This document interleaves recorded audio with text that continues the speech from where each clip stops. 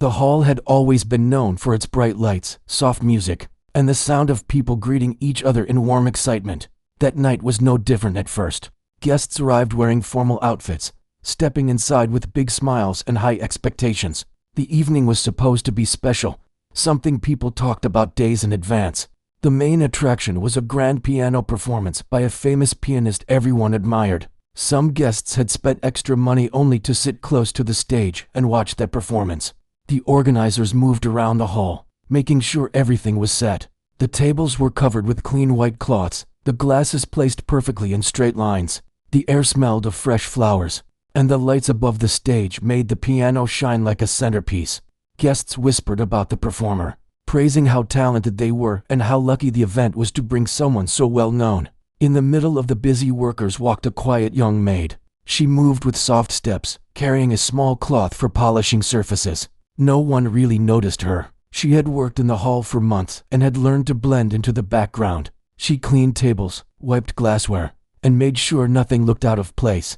She was polite to everyone, always speaking softly when someone addressed her. As she polished the corners of a table near the stage, she listened to the conversations around her. People talked about how the pianist had recently performed abroad, how videos online showed crowds cheering. Some joked they were ready to record a new video that night to post on their pages. The organizers continued moving with clipboards in hand, pointing, adjusting, fixing. Everything seemed to be going perfectly until a sudden phone call came in. It was one of the head organizers who received it. She placed the phone to her ear, expecting updates from the pianist's assistant. But within seconds, her face changed. Her expression dropped, her eyes widened slightly, and she stepped away quietly. She kept her voice low, but her panic was easy to sense. Guests nearby saw her shoulders tense. Some whispered and looked at each other. The quiet maid stopped wiping the table and listened for any clue. The organizer ended the call and walked quickly toward the other staff members. "They canceled," she said. Her voice shook. "The performer is not coming. Something unexpected happened. They can't make it tonight." The staff froze.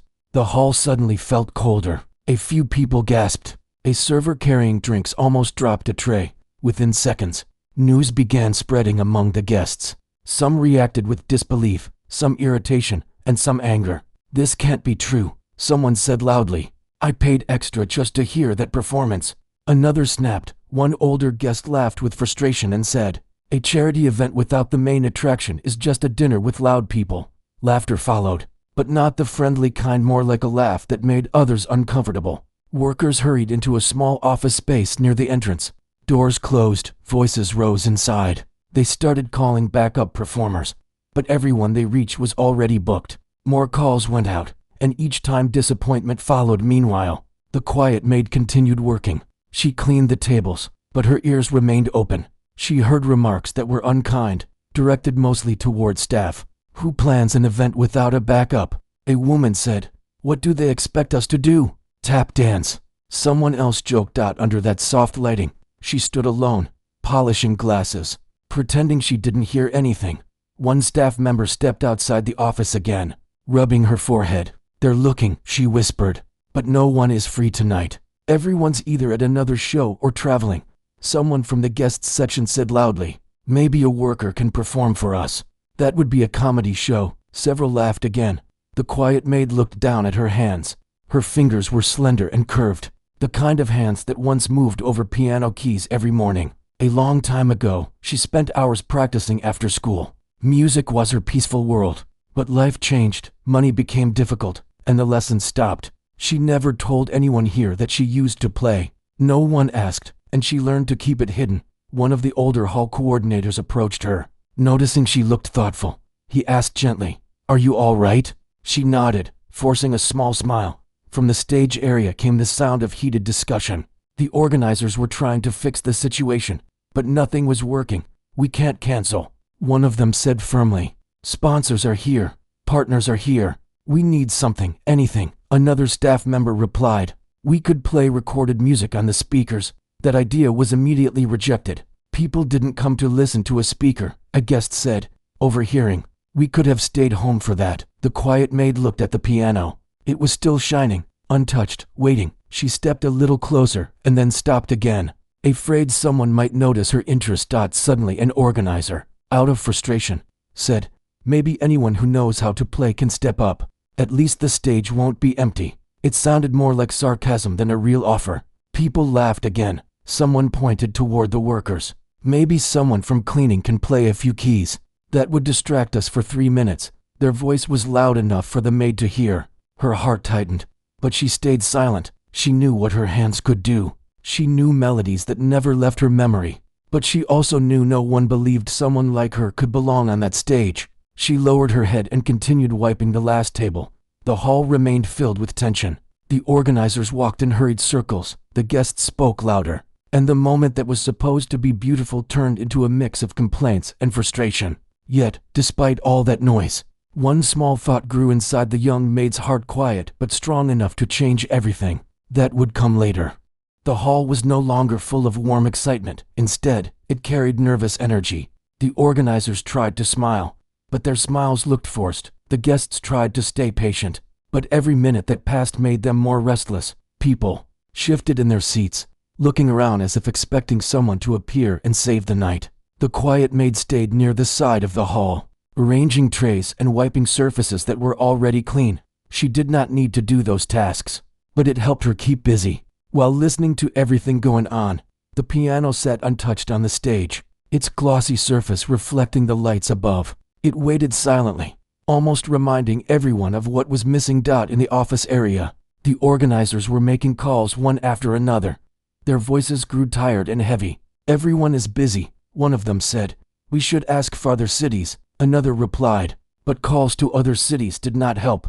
Some performers were already in shows. Others did not respond. Some asked for too much money, and a few simply could not come on short notice. The guests began walking around and asking questions. Is someone else performing or not? Are we just waiting here? A group gathered near the drink station. They complained loudly. Imagine paying for a show and getting nothing, one said. They could at least play something on stage, another added. Then someone looked at the piano and laughed. Maybe one of the cleaning staff can perform. They seem to have free hands. The joke spread and more people joined in. The quiet maid heard their laughter, but she kept her face calm. She had heard such comments before, though not always about herself. Being invisible was easier than responding. The elderly hall coordinator walked up to her. Thank you for staying focused, he said kindly. It's getting messy tonight. She nodded but did not speak. Inside, she thought about the piano again. Her fingers still remembered how it felt. She could almost hear old melodies in her head. The way sound would fill a room, how it made her feel less alone.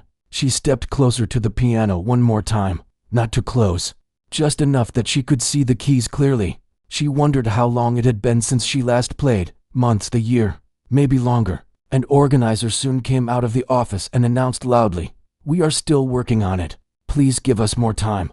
But the guests were not satisfied. A tall man near the front raised his voice. Time? We have already waited long enough. If the performer is not coming, say it clearly. Someone else added, maybe refund us, or at least explain properly. The organizer tried to calm them. We are finding a solution. Just then, a younger staff member walked by and whispered to another. Maybe anyone with basic skills could play something. Their tone was not serious, but people heard it. A few turned toward the workers. Can any of you even play a simple song? Someone teased. Another added, even a basic melody is better than silence. More laughter followed. The quiet maid lowered her eyes again. She wanted to say she could play. She almost opened her mouth, but the words remained inside. She knew they would laugh at her. They would think she was trying to look important still. The thought would not leave her mind. She imagined sitting on the bench, closing her eyes, and letting her hands speak. But in reality, she stood frozen. Another hour passed. People started eating just to pass time. The staff paced around the office repeatedly. The piano remained untouched. A woman wearing a deep blue dress walked toward the stage. She leaned against the railing and spoke loudly enough for everyone to hear. Why don't we just ask if anyone here can play? At least we can say we tried. Someone from the tables laughed. Let's see if someone from the kitchen knows music. Maybe someone washing plates could surprise us. Their voices blended with laughter. The maid walked past the stage again, quietly placing clean spoons onto a shelf. Her movement was gentle, as if she hoped not to disturb anyone. The hall coordinator saw the frustration spreading. We need something, he whispered to the organizers. Someone responded, we cannot put just anyone on stage. People will talk. Sponsors will complain. The coordinator replied calmly. People are already complaining. Look around. The organizers exchanged worried glances. Finally, one of them spoke. Aloud. We will select someone to attempt a small performance only if we confirm they can play properly. The guests clapped not because they were excited, but because they hoped the event was finally moving forward. Then a soft voice surprised everyone. I can try. It came from the quiet Maid, not loud, not bold, just gentle. The hall coordinator turned toward her. You can play. She nodded slightly. One guest laughed. Let her play then. We need entertainment tonight. Another joked. This is going to be more interesting than the original plan. More laughter followed. The Maid wanted to turn back and walk away, but the hall coordinator placed a hand on her arm, not to stop her, but to reassure her. Have you played before? He asked kindly. Yes, she said quietly. A long time ago. Before the coordinator could ask anything else, another organizer said, No, we cannot risk embarrassment. This is a formal event. The guests reacted. Oh, come on. Just let someone play. We are tired of waiting. Even 10 minutes of music is better than sitting here. The Maid stood still, unsure whether she should walk away or remain. Do you know any classical pieces? A guest asked sarcastically. Probably children's songs, someone said, mocking her. She did not answer. She didn't want to argue. She simply stood with her hands folded. The coordinator looked into her eyes. Would you want to try it? Only if you truly want to. She nodded. Her heart beat fast. Her breathing slowed. Hunger for music she once knew awakened again. But then she thought of embarrassment, of the idea of playing badly after so long.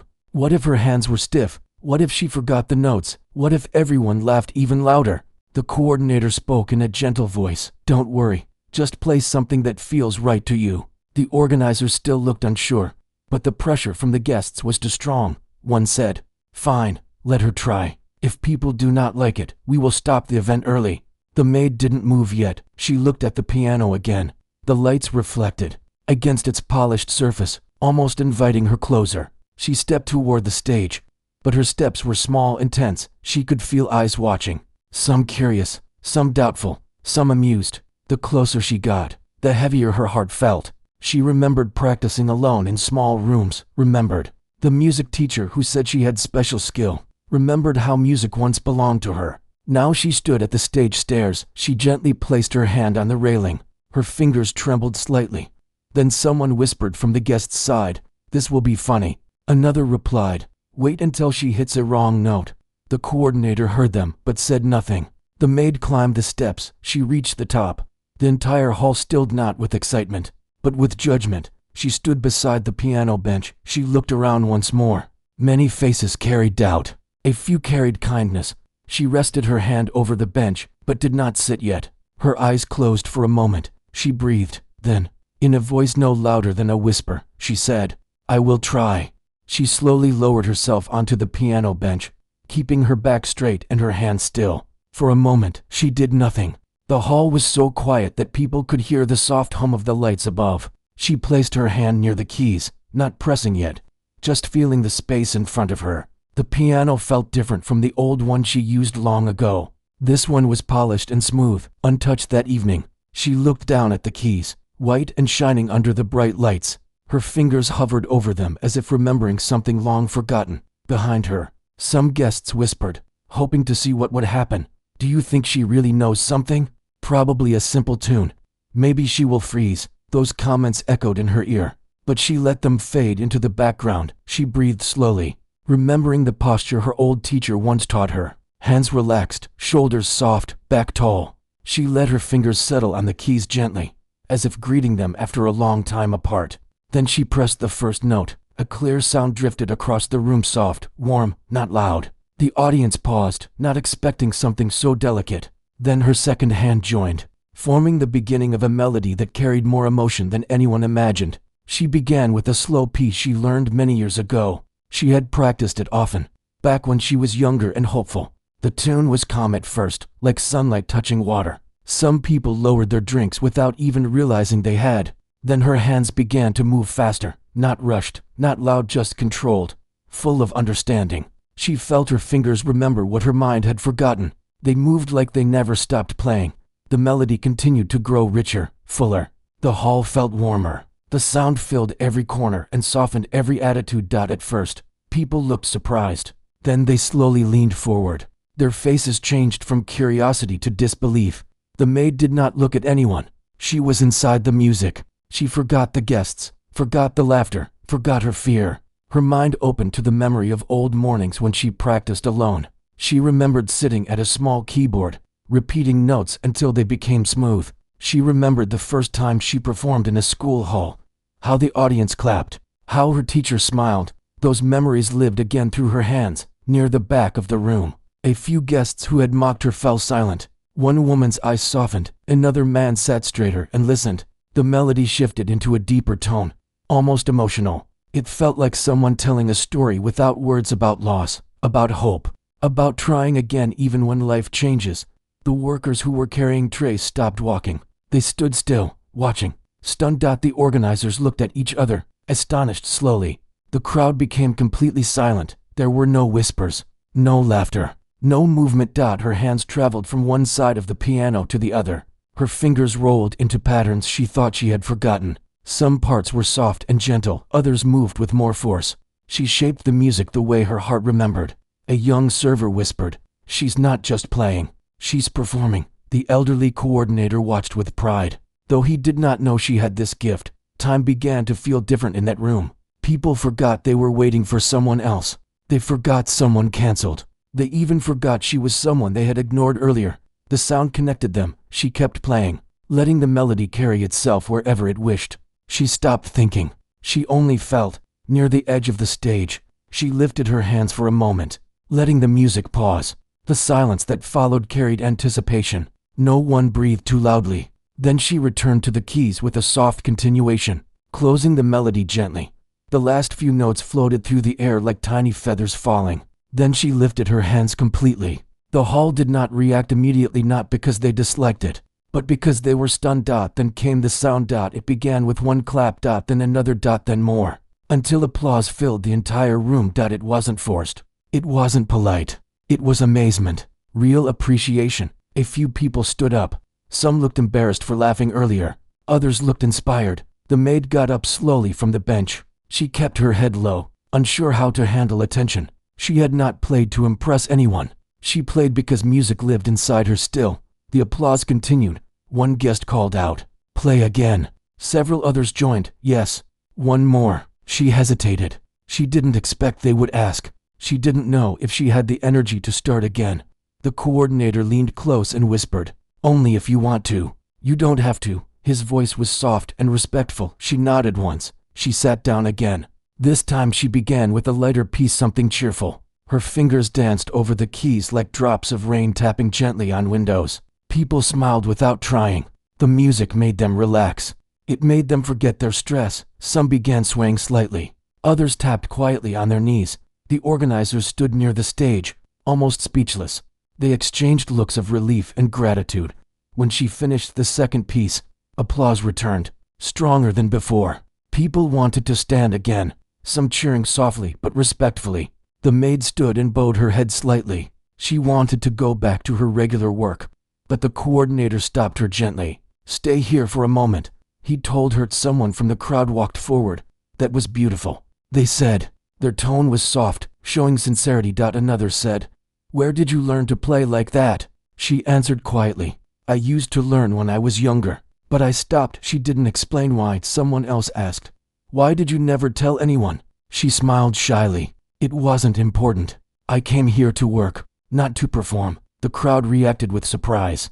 The idea that someone so talented worked silently cleaning tables felt unbelievable. The coordinator placed a hand on her shoulder and said, "You made this night memorable. Thank you." The organizers finally spoke. "We want to thank her for saving this evening," one said.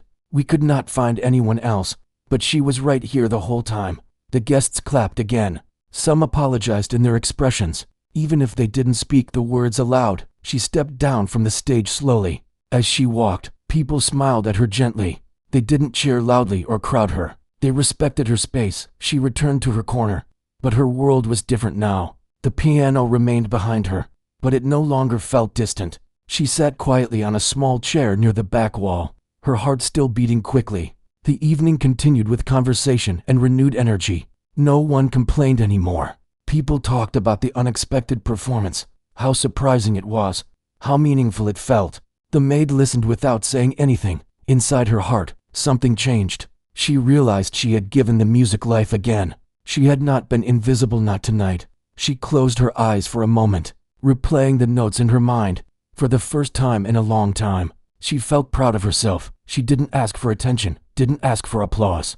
It came naturally, without pretending. She stayed still while the voices around her spoke with warmth and respect. The night was no longer just an event someone attended. It was a moment people would remember. She had become part of that moment without planning it. She had stepped forward, played, and turned uncertainty into something beautiful. And she knew deep down it was only the beginning. After the performance, the hall no longer looked tense or impatient. Instead, people moved around softly, speaking in calm and surprised voices. It was as if the music had shifted the air into something kinder. The tables still held half-finished drinks, but no one rushed to leave anymore. Instead, small groups gathered, sharing what they had just witnessed. The maid, who had returned to her small corner near the serving trays, kept her eyes low. She had not expected such applause. She did not expect anyone to speak about her at all. Yet now most conversations somehow led back to her performance. She heard her name whispered in surprise, disbelief, admiration. People who never looked at her before were now turning their heads, curious. One guest approached the elderly coordinator. "How long has she worked here?" he asked. "A while," the coordinator replied. "Quiet, hardworking. Never said she played music." The guest nodded. Some talents hide where no one thinks to look. Others began asking similar questions. Some softly regretted laughing earlier. A woman who had made jokes near the stage now walked slower, thoughtful and embarrassed. Meanwhile, the organizers, who had been stressed for hours, finally breathed easily.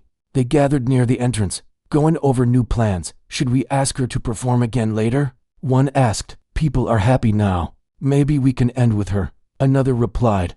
But the coordinator said gently, "Let her rest now." It took courage to step up. They agreed. Across the hall, the maid sat behind a tray cart, folding napkins simply to stay busy. She did not know how to stand proudly. Her heart was still nervous, and part of her felt like she had stepped into a world she no longer belonged to. Still, she replayed the music silently in her mind. Her hands tingled from the keys. At the far tables, people began telling strangers about how the music made them feel. "I didn't expect emotion like that," someone said. "She played like someone who had practiced for years," another commented. A young server, still amazed, nodded. "She saved the night." Truly, a soft warmth filled the room.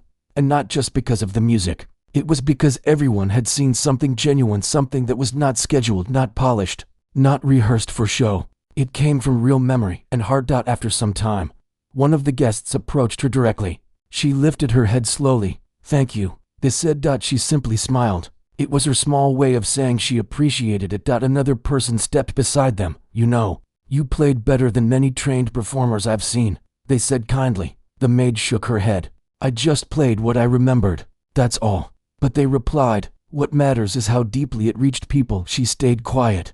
She did not know how to respond to praise. Soon, a small line formed, not long, not dramatic, but a handful of people wanted to talk to her, simply because she touched them. They didn't treat her like a maid anymore. They didn't look at her apron, or at the cloth still in her hand. They looked at her face with respect. Some told her what part of the music moved them. Some asked if she had learned from a tutor. Some asked if she still practiced. She answered with short sentences. "I learned when I was younger. I stopped when I needed to work. I haven't played for a long time." And strangely, no one judged it. Eventually, the crowd moved on. The night resumed, and guests returned to their tables. Food was served again. Gentle music played through quiet speakers, and the hall felt lighter. But people kept looking at the piano like it was no longer just an instrument. It now held meaning. The maid looked at it too, remembering how her hands moved like they belonged there. Later, the coordinator walked over and sat beside her. "You changed something tonight," he said. She shook her head. "I just played." He smiled softly. "Yes, but sometimes just doing something small can shift everything." She didn't answer, but the words stayed with her. Some guests stepped toward the stage again, touching the edge, still replaying the event in their minds. One even told a friend over the phone about what happened, explaining that the maid played like someone trained at a high level. At the back of the hall, A group of younger organizers huddled together. "We should highlight her in tomorrow's event summary," one whispered. "Maybe even invite her to play again at the next event," another suggested. But the head organizer, though impressed, said quietly, "Let's not pressure her tonight. She stepped up when we needed her, that's more than enough." The employees also reacted differently toward her now. Servers who never spoke more than hello now smiled when passing by. One quietly placed a glass of water near her without asking. She whispered, "Thank you," and they nodded shyly. The night was slowly coming to an end, yet the feeling remained as strong as when the applause filled the room. People stayed longer than usual, not because of the food or decorations, but because they experienced something real, something unexpected. Near closing time, the coordinator walked back to her. "I want to ask you something," he said. She looked at him with open attention. "Would you be willing to play again next month? Only if you choose to. No force, no schedule. Just a performance during our next gathering." She hesitated. Playing had felt magical but also frightening. "If you don't want to, that's perfectly fine," he continued softly, after a small moment of thinking. She nodded once. "I can try," she replied. He smiled. "That is more than enough." Before the event ended, one of the well-known guests approached her again. "Do you have any recording? Any page? Any profile?" they asked. She shook her head. "No, I've never shared anything." The guest responded, "Maybe you should. People need to hear you." She did not know what to say. She was not used to compliments. She was not used to being seen. When it was finally time to close the event, the piano was the last thing she looked at before leaving. She touched one key lightly, not enough to make a sound, just enough to feel its surface. She whispered to herself, "I didn't lose it." That sentence alone meant more to her than a full speech. As she walked toward the exit, the night breeze touched her face gently. She stepped outside into the calm air, carrying something new inside her, not confidence exactly, but a softness she had forgotten. Inside the hall, workers talked about her performance even while packing decorations. Servers said, "She plays so well." Cleaners whispered, "I had no idea." Organizers spoke with relief, saying how she saved the evening, and the guests, even as they left, continued telling each other about her. What began as disappointment had turned into an evening filled with admiration. She walked home quietly,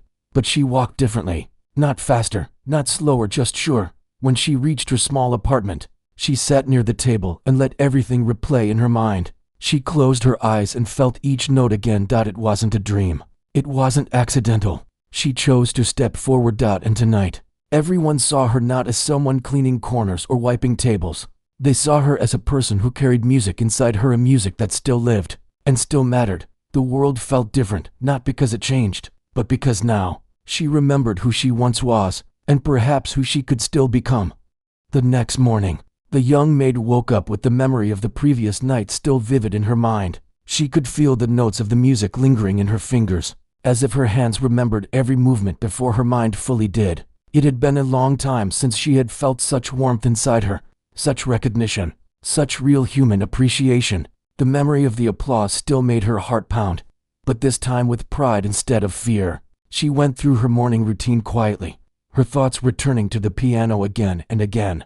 She realized that something inside her had shifted. For the first time in years, she thought about music not just as a memory, but as something that belonged to her again. She wondered what would happen if she tried to share it more, if she allowed herself to step forward, not just for one night, but in a way that people could see her regularly. At work, the hall was already buzzing with the aftermath of the previous night.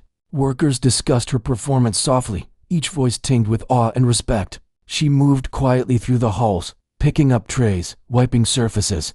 But this time she noticed how differently people looked at her. They no longer saw only a maid. They saw someone who had courage, someone who had talent, someone who had touched their hearts. One of the servers came up to her shyly and said, "I just wanted to say, last night, you were amazing." "I didn't expect it at all," she smiled politely, saying only, "Thank you." It felt strange to receive praise, but also good, like sunlight warming a place that had been cold for too long. The coordinator approached her later, carrying a small folder. "I wanted to give this to you," he said gently. She looked at him curiously as he opened it. Inside were a few letters and notes from guests who had attended the event. Each one thanked her.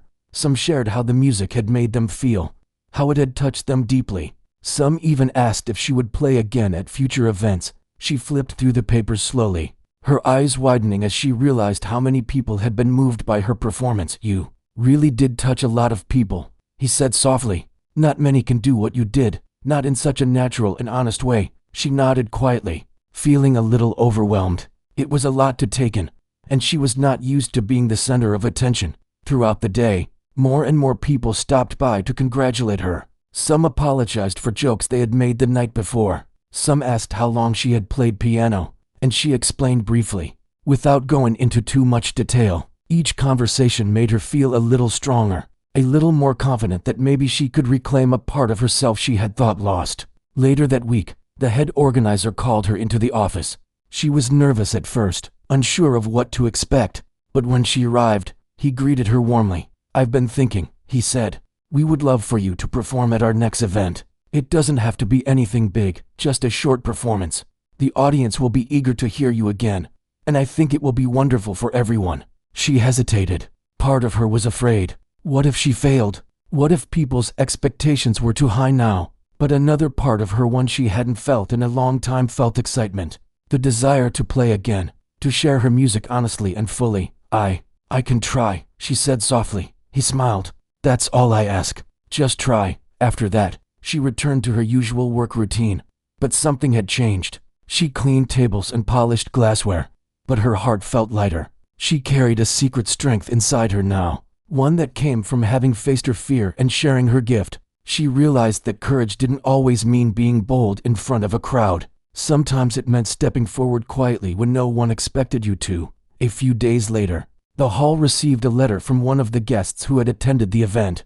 They wanted to set up a small scholarship or fund to encourage young musicians. Inspired by her story, when the coordinator told her about it, she felt a mix of surprise and humility. She hadn't done it for recognition or reward. She had done it because music was a part of her life, something she needed to express.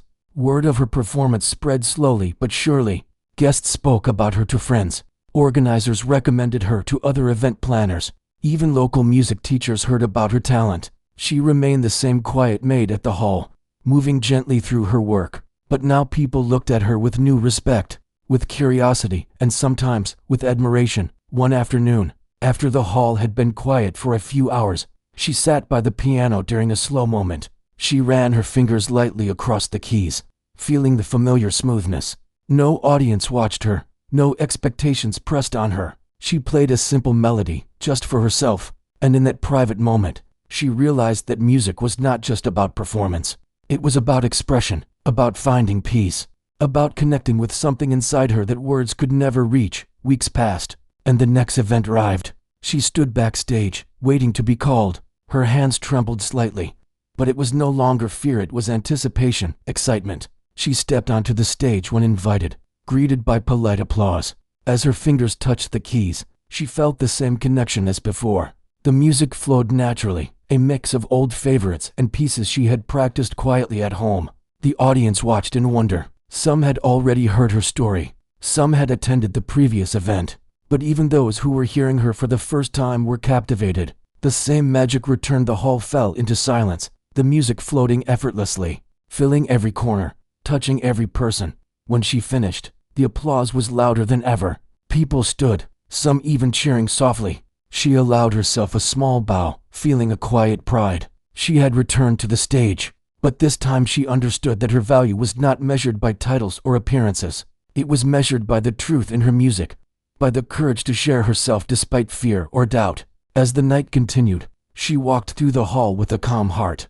Guests stopped her, praised her, asked questions. She answered with modesty, feeling both humbled and uplifted. The organizers thanked her repeatedly, and she smiled quietly, knowing that her presence had changed the evening for everyone. That night, as she left the hall and stepped into the cool air, she paused for a moment. She looked back at the building, at the piano that had become a silent companion, at the hall that had once seemed so ordinary, so unremarkable. Now, it held meaning. Now, it carried memories of courage, music, and the quiet power of an unexpected gift. She walked home slowly, her steps steady. The world felt different, not because it had changed in a visible way, but because she had changed. She had reclaimed a part of herself she thought was lost forever. She had discovered that true talent does not need an audience to exist. but sharing it can bring life to everyone around. Out at her small apartment, she sat at her own little keyboard. She played, letting her hands move freely, improvising notes that reflected her heart. She smiled softly. The music no longer belonged only to memories, it belonged to her life again. She realized that this was just the beginning. There would be more performances, more moments, more opportunities to touch hearts with her music. And most importantly, she knew one truth clearly. Talent does not wait for permission. Courage does not wait for recognition. And the smallest act can change the world around you if it is done with honesty and love. From that night on, she no longer saw herself only as the maid in the hall. She was a musician, a storyteller, and a quiet hero of her own journey. And every time her fingers touched the piano keys, she remembered the night she was overlooked, the night they mocked her, and the night she silenced every doubt with the sound of her heart. She closed her eyes and played on, feeling the music flow through her, knowing that the world was listening in ways she would never fully see, but could feel in every note she played.